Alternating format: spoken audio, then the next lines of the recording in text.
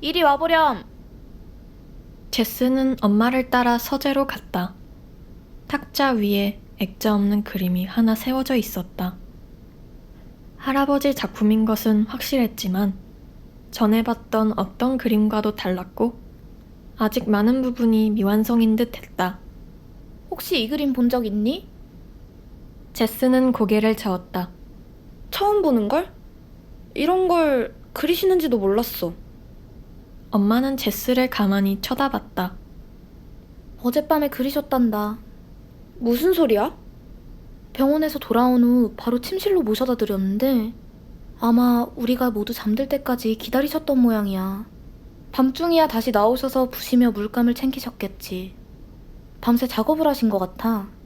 그러시더니 휴가 때 완성하고 싶다고 이 그림을 챙기라고 하셨단다?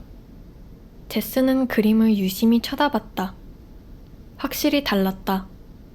그동안 봐왔던 할아버지의 작품들과는 전혀 스타일이 달랐다. 그림 한가운데는 신비한 강이 흐르고 있었고 그 물줄기는 거대한 힘으로 그림 전체를 완전히 장악하고 있었다. 그러나 실제로는 본 적 없는 강이었다. 어쩌면 실제 강이 아닌 환상 속의 강인지도 몰랐다. 그림은 기묘했고 형태가 없었다. 그러면서도 왠지 섬뜩한 아름다움을 지니고 있었다. 강 둔치에는 간신히 눈에 들어올까 말까한 희미한 초록색이 감돌고 있었는데 그 초록색은 창백한 강물색과 섞여 바다 쪽으로 계속 이어져 있었다. 동물도 새들도 사람도 없었다. 하지만 그것도 나름대로 자연스럽게 느껴졌다. 멀리서 보니 그림 속 어디에도 생명체를 위한 공간은 없는 것처럼 보였다. 그림을 보고 있으려니 어쩐지 길고 강렬한 여름이 지나가고 가을이 서서히 다가오는 듯한 느낌이 들었다. 엄마가 다시 말했다. 제목이 뭔 줄 아니? 미묘하게 울리는 목소리였다. 지나치게 무심하고 단정해서 도리어 엄마의 흥분된 감정이 고스란히 묻어났다. 제스는 그 이유를 알았다. 그림에 제목을 붙이다니. 할아버지는 지금껏 자신이 그린 그림에 한 번도 제목을 붙이지 않았다.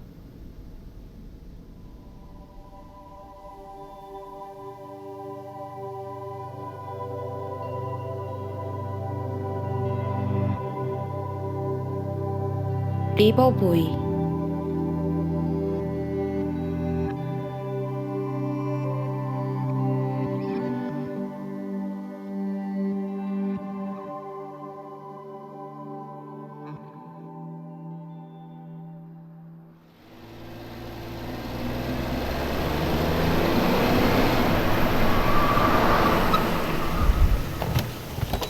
제스는 차문을 열어젖히고 밖으로 나왔다. 한층 거세진 물소리가 그녀를 휘감았다. 시냇물은 그녀의 오른편에서 달빛에 반짝이며 쉼없이 흐르고 있었다. 엄마도 차에서 내려 제스 쪽으로 걸어왔다. 그리고 한쪽 팔을 딸의 어깨에 두르고는 이렇게 말했다. 아름다운 곳이구나. 그나저나 네가 너무 지루해하지 않았으면 좋겠다. 제스는 아무 말도 하지 않았다. 그저 들을 뿐이었다. 시냇물 소리를, 그녀의 영혼을 사로잡은 강물 소리를 온몸으로 잠자코 듣고 있었다. 잠시 후 아빠의 목소리가 그 입의 시간을 깨뜨렸다. 별장도 보렴. 그녀는 뒤를 돌아다 봤다. 우와, 강에 정신을 뺏긴 나머지 바로 뒤에 있는 어슴푸레한 별장에 그림자를 눈치채지 못했던 것이다. 별장은 커다란 나무들을 등지고 그녀의 왼편에 서 있었다. 강은 그곳과 얼마 떨어지지 않은 곳에서 굽이굽이 흐르고 있었다. 아빠, 다른 집은 없는 거죠? 아쉽지만 그렇단다. 아마 휴가 기간 내내 우리끼리만 지내게 될 거야. 길을 따라서 3km 정도 가면 집 한 채가 있긴 하지. 거기에 이 별장 주인인 그레이 씨 부부가 살고 있단다. 그레이 부부는 주말 별장을 몇 채 더 가지고 있지만 대부분 브레머스 근방에서 지낸다고 하더구나. 그곳이 이 근방의 유일한 마을이라지? 물론 크진 않단다.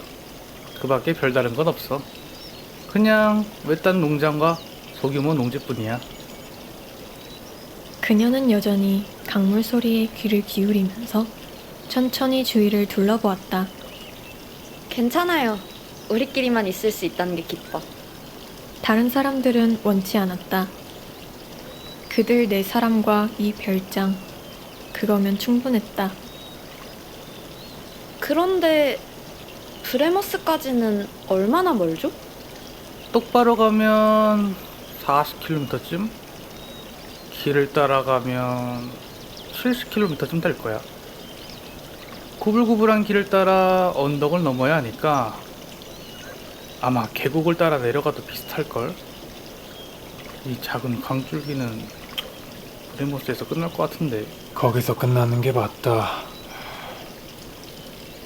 아빠의 대답이 끝나자마자 뒤쪽에서 할아버지의 숨가쁜 목소리가 들렸다. 뒤를 돌아보니 할아버지가 차 안에서 빠져나오려고 안간힘을 쓰고 있었다.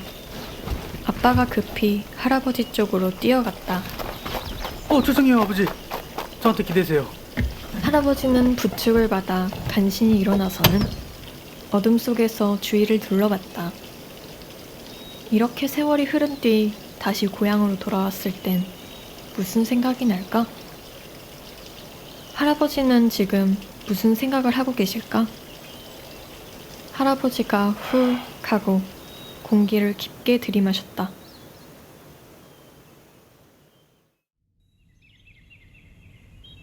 뒤에 익숙한 강물 소리와 유쾌한 새들의 노랫소리가 그녀를 깨웠다. 공기는 피부에 오소소 소름이 돋을 정도로 상쾌했고 열린 창문 틈으로 불어오는 산들바람이 살짝살짝 살갗을 스쳤다. 제스는 눈을 비비며 창문을 내다봤다. 하늘이 어슴푸레하게 밝아오고 있었다. 그리고 그 빛을 받은 나뭇잎들이 이리저리 넘실거리고 있었다.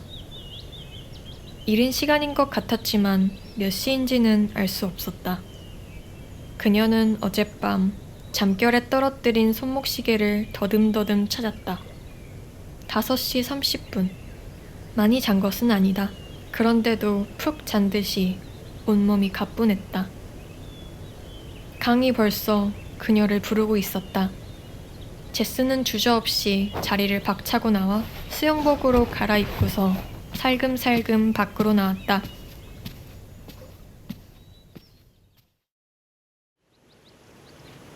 물이 맑아서 강바닥이 훤히 드러나 보였다.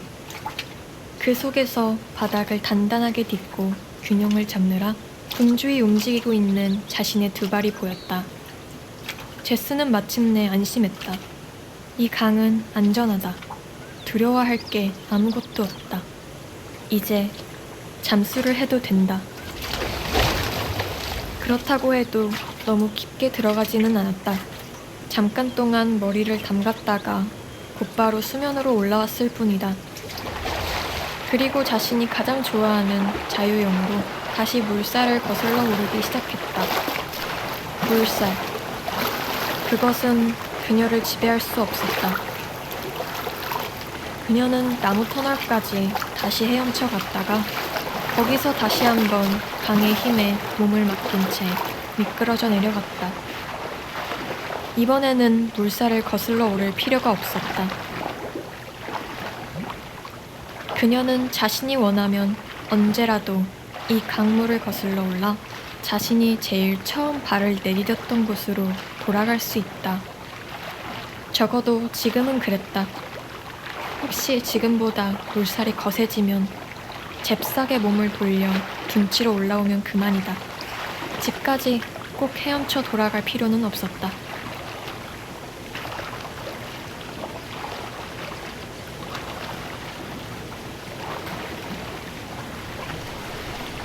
물살은 변함없었지만 제스는 이런 식으로 계속 강물을 거슬러 올라가는 게 불가능하다는 걸 깨달았다. 그녀는 처음보다 많이 지쳤다. 하지만 물살의 위력은 오히려 점점 더 현실감 있게 그녀의 몸을 휩쓸고 지나가고 있었다. 자유형으로 빠르게 헤엄치고 있다고 해도 상류를 거슬러 올라가기 위해서는 상당한 에너지가 필요했다. 그녀는 지쳤고 강은 여전했다. 결국 강이 이긴 것이다.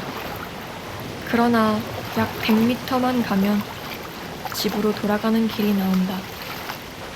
제스는 자신이 처음 출발했던 나무 터널 입구에 도착하자 묘한 안도감에 가슴을 쓸어내렸다.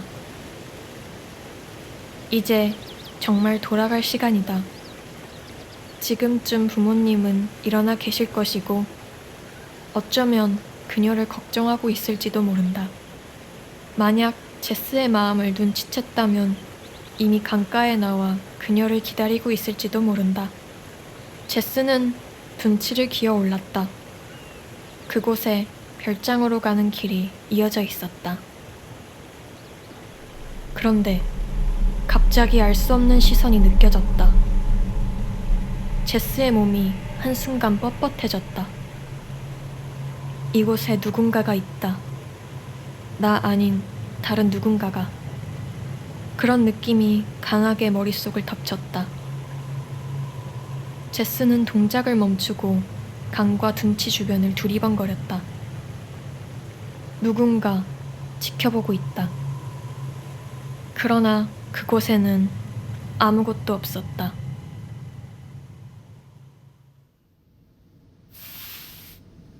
이게 아니야. 이게 아니야! 제가 방해가 되나요, 할아버지? 아니다, 아니야. 너 때문이 아니야. 나 때문이다. 이 빌어먹을 것을 봐라! 정말 봐도 돼요? 물론이야. 할아버지의 부릅뜬 눈이 그녀를 향했다. 하지만 그녀는 그 눈이 자신을 향한 게 아니라 할아버지 자신과 그림을 쏘아보는 눈이라는 것을 알았다. 그녀는 할아버지 뒤쪽에 서서 그림을 넘겨보고는 깜짝 놀라고 말았다. 여전히 강의 풍경이 그림을 지배하고 있었다. 그러나 예전과는 사뭇 달랐다. 둔치의 푸른빛은 짙어지다 못해 갈색 기운이 감돌았고 창백했던 물빛은 금색과 은색, 파란색이 마구 뒤섞여 있었다. 할아버지는 의자에 등을 축 기댄 채 움직이지 않았다. 제스는 어떻게 해야 할지 몰라 당황했다. 할아버지는 완전히 지치신 듯 했고 뼛속 깊이 좌절감을 느낀 듯 했다. 제스는 앞으로의 시간들이 할아버지뿐 아니라 가족 모두에게 힘든 시간이 될 거라는 걸 예상했다. 그림을 완성한 후에도 무척 피곤해하셨지만 그림을 완성하지 못하면 상황은 더 나빠질 것이다. 내면에서 소용돌이 치는 감정을 그림에 담아내기까지 끝없이 침울해하고 초조해하고 고민하곤 했던 할아버지가 아닌가. 포기하지 마세요, 할아버지. 그러나 대답이 없었다. 할아버지?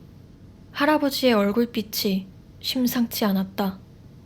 곧 숨이 넘어갈 사람처럼 얼굴이 창백한 검은색을 띠고 있었다. 곧이어 몸을 부들부들 떨더니 할아버지는 한 손으로 가슴을 움켜쥐었다. 할아버지? 왜 그러세요? 할아버지!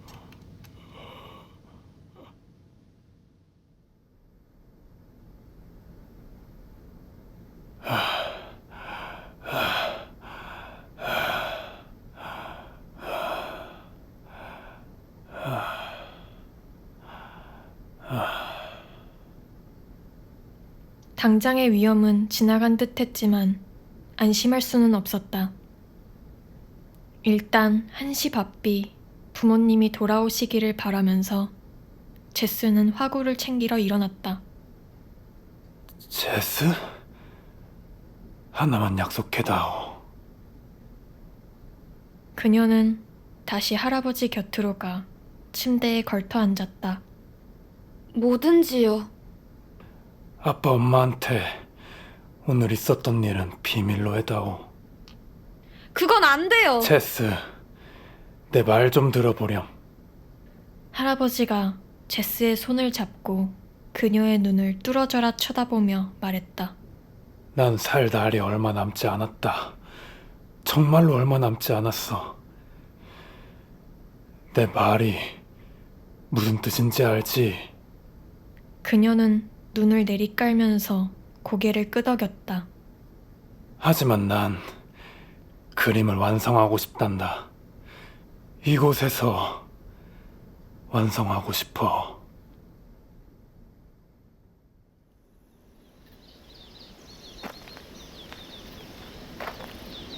그녀는 멈춰서서 비탈을 내려다보았다. 별장은 이제 정말 아스라하게 보인다. 그나마 계곡 줄기 때문에 간신히 위치를 알아볼 수 있을 정도였다. 그녀는 손목시계를 봤다. 3시. 이제 정말 돌아가야 할 시간이었다. 그녀는 언덕을 다시 한번 쳐다봤다. 이제 나무보다는 바위가 훨씬 더 많이 눈에 들어왔다. 정상에 가까워진 게 분명했다. 하지만 여전히 숲이 끝날 조짐은 보이지 않았다. 그 후로 100m쯤 더 갔을까? 물줄기의 폭은 많이 좁아졌지만 여전히 빠르고 강하고 우렁찼다. 그녀는 강의 시작점을 찾겠다는 유혹을 뿌리치지 못하고 계속해서 걸었다. 숲은 더 빽빽해졌고 공기는 더 습하고 음산해졌다. 가슴이 점차 답답해지기 시작했다. 제스는 그곳을 빨리 벗어나야겠다는 생각에 걸음을 서둘렀다. 그때 갑자기 약속이나 한 듯 한순간에 눈앞의 나무들이 몽땅 사라졌다. 그 대신 놀랍게도 바위로 둘러싸인 매끈한 계곡과 수십 미터 넓이의 물줄기가 모습을 드러냈다. 계곡의 물은 바닥이 완만하고 넓은 지대에서 완전히 속도를 늦춰 천천히 흐르며 잠시 고여 있다가 그곳을 지나치자마자 점점 더 속도를 빨리해 흘러내리고 있었다. 계곡 저 위로는 10m 높이의 폭포가 당당한 모습을 뽐내고 있었다. 주변의 모든 것에 그 마술 같은 힘이 깃드는 듯 했다. 그럴수록 제스는 강이 시작되는 곳에 가고 싶어 좀이 쑤셨다. 그때 그 이상한 느낌이 또다시 그녀를 덮쳤다. 누군가가 있다. 이번에는 아주 가까이에 있다. 그러나 느낌만 강렬할 뿐 말로 설명할 수는 없었다. 주변에는 아무것도 없었고 마주친 사람도 없었으며 실제로 인기척이 들리지도 않았다. 그러나 그 느낌은 언제나처럼 강렬했다. 제스는 어느새 연못과 바위와 나무들 이곳저곳을 두리번거리며 살피고 있었다. 아니, 말도 안 되는 얘기다. 알프레드 할아버지가 이 근방 몇 킬로미터 안에는 아무도 살지 않는다고 했다. 그렇기에 제스는 더욱 불안했다. 정말 이 근처에 누군가 있다면, 만약 그 사람이 나쁜 마음을 먹었다면 누구에게 도움을 청해야 할까? 제스는 지금 완전히 고립된 지역에 있었다. 그녀는 주먹을 움켜쥐면서 스스로의 상상에 빠져들지 말자고 다짐했다. 아무것도 아닐 거야. 만약 누군가 있다면 나처럼 산책을 좋아하는 마음 착한 사람이겠지. 너무도 조용한 숲속에 혼자 있다 보니 오히려 누군가가 있는 것처럼 느껴진 것일지도 몰랐다. 어쩌면 지금껏 제스는 줄곧 혼자였을지도 모른다. 그때 그가 불쑥 모습을 드러냈다. 폭포 꼭대기에 푸른 하늘을 배경으로 서 있는 소년.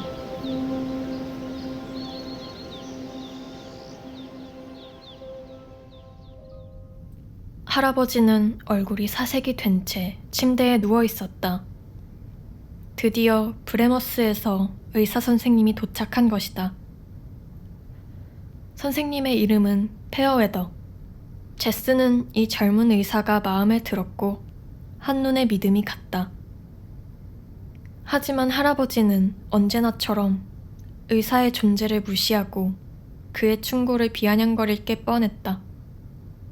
아빠가 페어웨더 선생님을 할아버지 방으로 안내한 다음 다시 엄마와 제스가 있는 부엌으로 돌아왔다.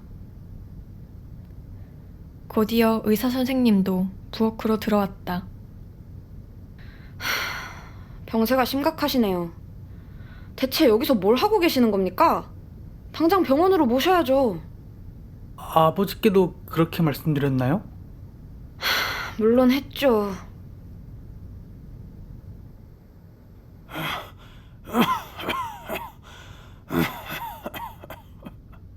할아버지는 들릴까 말까한 낮은 목소리로 이렇게 말했다. 이렇게 안 좋아지다니. 내가 말이다. 난 어쩌면 기대했었다. 이렇게 조금 쉬고 나면 다시 기력이 돌아올 거라고. 그런데 이제는 틀린 것 같다. 할아버지가 제스를 쳐다봤다. 이제 나를 브레머스의 병원으로 데려가도 좋다. 이제 그림을 완성하기는 영 틀린 것 같구나. 그녀는 할아버지의 손을 잡고 잠시 그대로 가만히 있었다. 그 연약하고 마른 손을 있는 힘껏 잡고 기운이라도 불어넣어주고 싶었지만 할아버지가 아파할까봐 차마 그것도 못했다. 제스는 살짝 쥔 손을 그대로 놓았다. 그녀는 그런 말을 듣게 되리라고는 생각하지 못했다. 할아버지가 포기하실 거라고 생각해 본 적은 없었다. 그러나 할아버지는 포기했다. 그리고 포기했다는 사실 때문에 더욱더 괴로워하고 계셨다.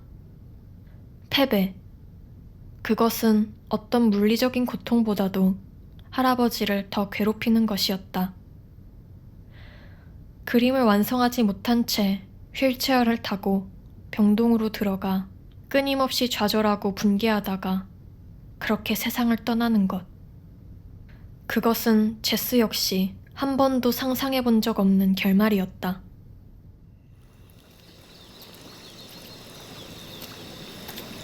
그녀는 강이 평평해지는 지점까지 걸어가서 물이 허리에 닿는 곳에 섰다.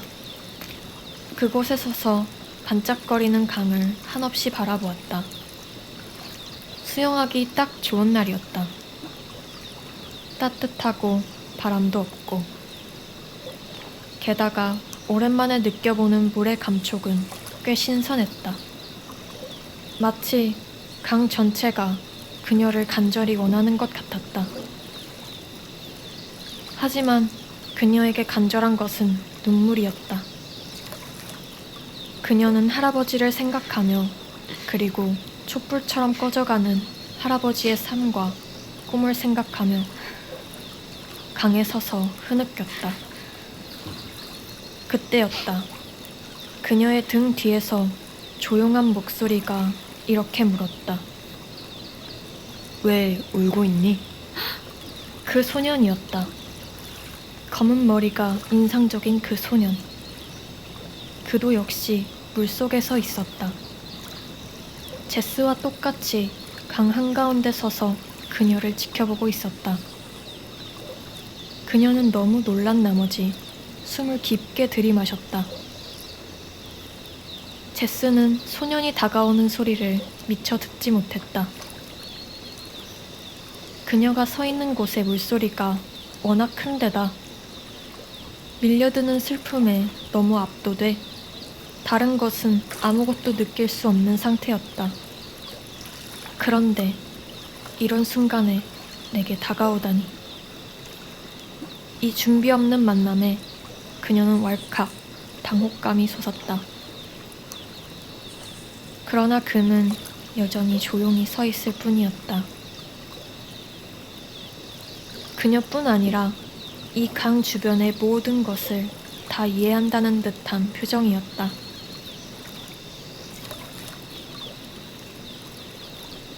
네가 하면 되잖아. 하지만 난 그림을 못 그려. 할아버지가 널 도와주실 거야. 그의 눈이 다시금 강렬하게 불타올랐다. 제스는 잠깐 주춤하면서 혼란스러운 마음으로 그 눈을 바라보았다. 하지만 할아버지는 손에 힘이 없어. 내가 말했잖아. 눈동자는 더욱더 강렬한 빛을 발했다. 지금부터는 네가 할아버지의 손이야.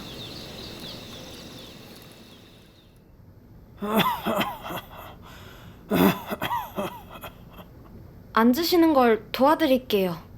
하지만 난 움직일 수 없어. 할 수 있어요. 못한다. 그리고 움직이고 싶지도 않다. 앰뷸런스가 올 때까지는. 오늘은 병원에 가지 않아요. 아까 말씀드렸잖아요. 아직은 안 돼요. 갈 거다. 아니요. 오늘은 그림을 그릴 거예요. 할아버지는 오늘 이 그림을 완성할 거예요. 제가 도울게요. 바보같이 굴지 마라. 바보같이 구는 게 아니에요. 더 이상 아무 말씀도 하지 마세요. 저는 포기하고 싶지 않아요. 할아버지는 제스의 고집에 짜증이 났는지 얼굴이 벌겋게 달아올랐다. 그녀는 할아버지가 자신을 떼어내려고 안다라는 것을 조용히 지켜봤다. 그러면서 오히려 할아버지의 분노와 의지에 필사적으로 매달렸다. 또한 할아버지의 용기와 자신을 향한 사랑을 믿었다. 제스는 그 힘만이 지금 하려는 일을 도와줄 거라고 생각했다. 할아버지는 그림을 그릴 거예요.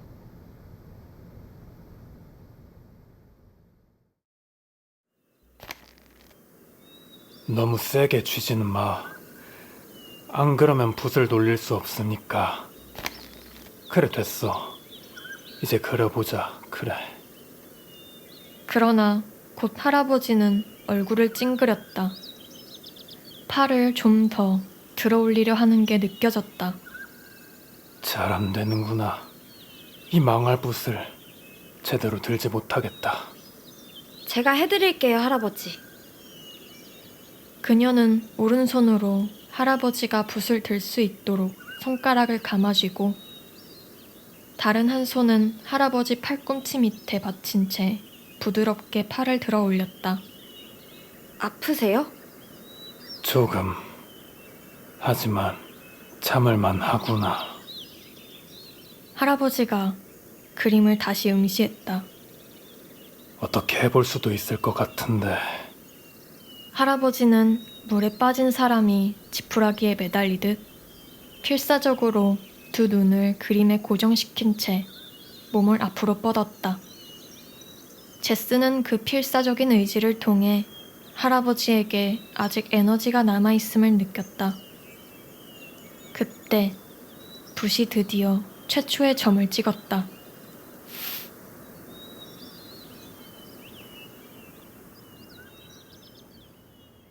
작업을 마치자 할아버지는 눈에 띌 정도로 활력을 되찾았다.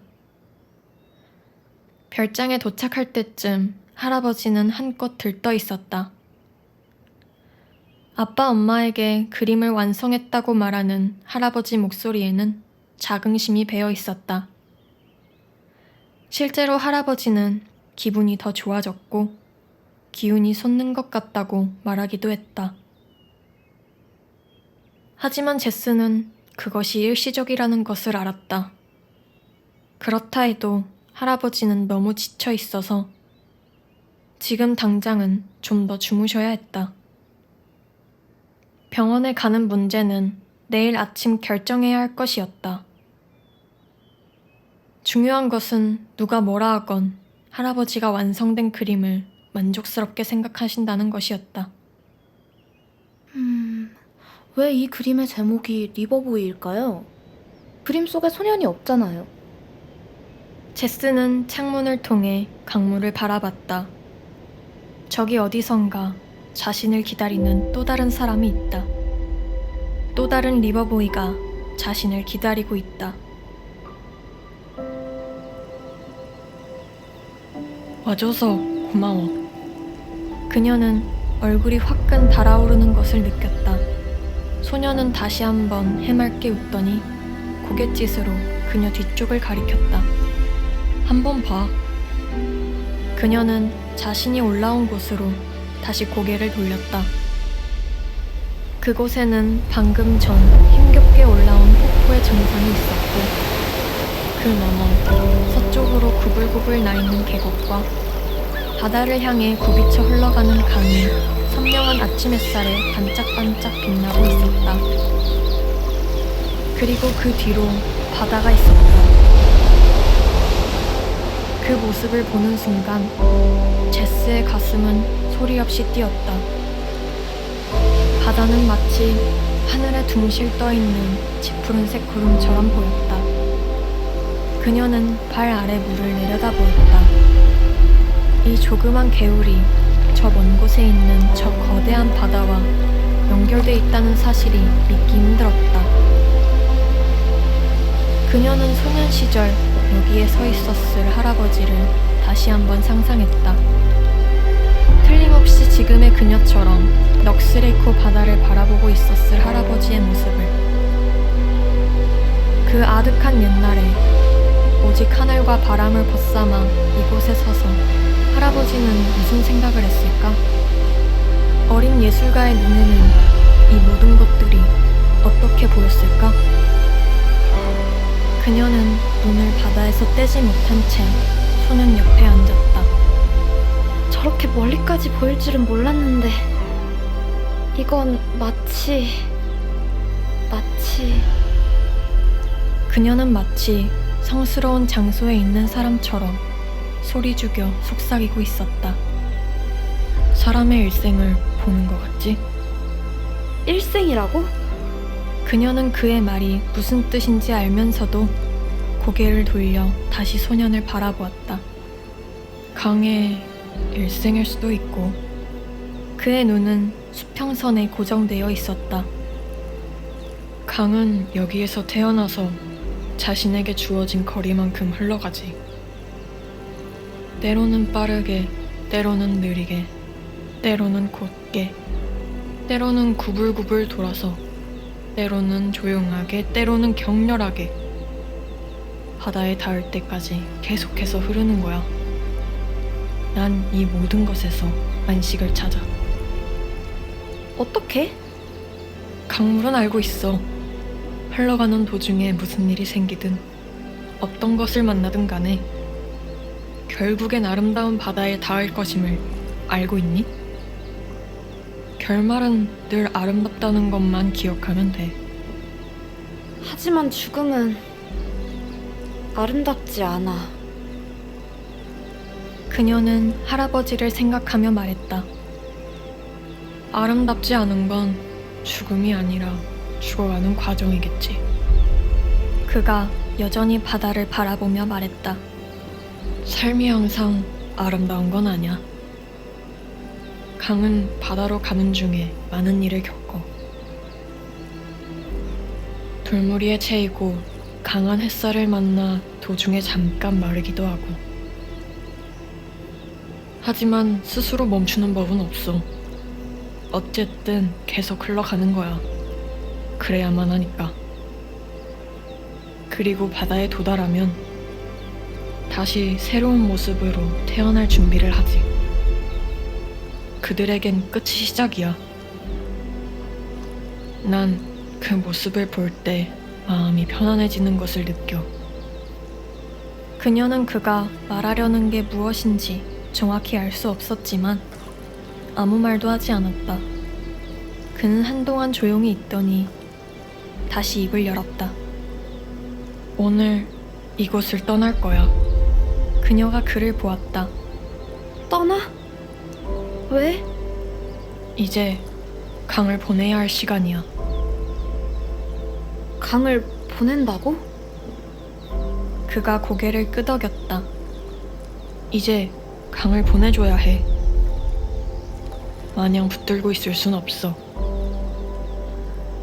하지만 아직 한 가지 해야 할 일이 있어. 그가 그녀를 힐끗 쳐다보며 말을 이었다. 난 바다까지 헤엄쳐 갈 거야. 그녀는 깜짝 놀랐다. 제정신이야? 바다는 여기서 40km나 떨어져 있어. 똑바로 가면 그렇고 강을 따라가면 70km지. 70km? 아마 몇 시간은 좋게 걸릴 거야. 하지만 물살이 도와줄 거야. 물살에 몸을 맡기면 자연히 바다로 흘러갈 수 있을 거야. 난 할 수 있다는 걸 알아. 난 여기서부터 적당한 곳을 찾을 때까지 물속을 걸어갈 거야. 몸을 담그고 수영할 수 있을 만큼 깊은 곳까지. 그녀는 걱정해야 할지 감탄해야 할지 결정하지 못한 채 그를 똑바로 쳐다봤다. 그러나 소녀는 제스를 보면서 담담하게 말했다. 나랑 함께 가자.